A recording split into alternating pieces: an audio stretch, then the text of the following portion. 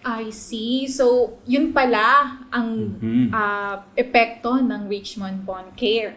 Ito rin ang isang produkto upang suportahan ang osteoarthritis.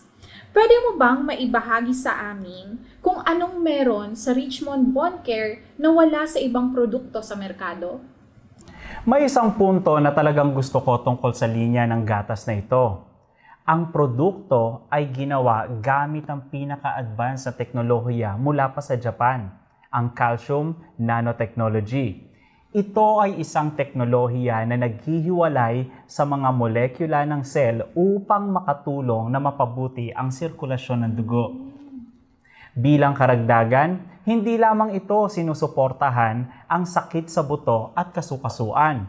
Ngunit ang Richmond Bone Care ay nagbibigay din ng isang buong hanay ng mga bitamina at mineral na kinakailangan para sa katawan upang makatulong na matayak ang nutrisyon ng walang pag-iwas, habang pinapalakas ang immune system at pinoprotektahan ang gastrointestinal acid, pati na rin ang pag-iwas mga pathogens.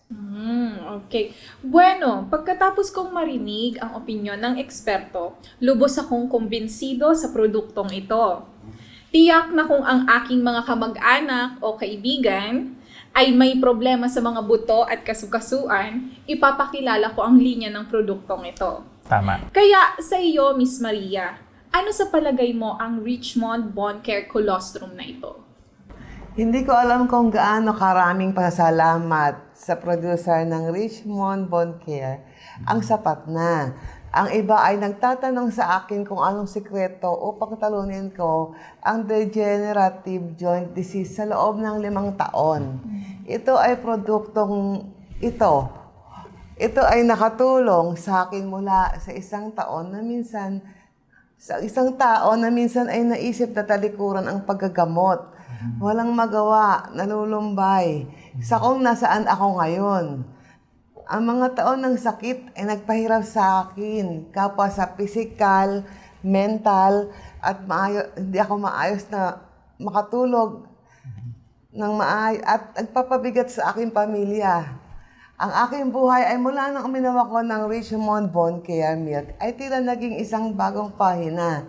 Mas malusog, mas masaya kaysa dati ang aking mga buto at kasalukuyang malayang gumagalaw at flexible at ngayon mahal na mahal ko ang buhay.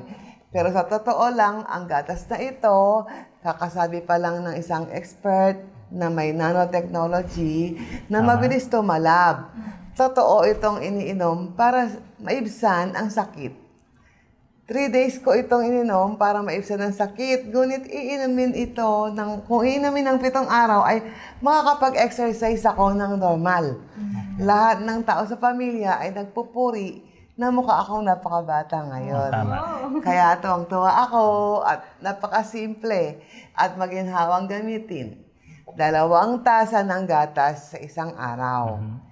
2 hanggang 3 kutsara ng pulbos na gatas sa bawat baso na may 200 ml ng tubig na humigit kumulang 40 to 45 degrees. Haluing mabuti at magsaya. Parehong masarap, malusog, sasamahan ko si Richmond Bone Care habang buhay. Tama.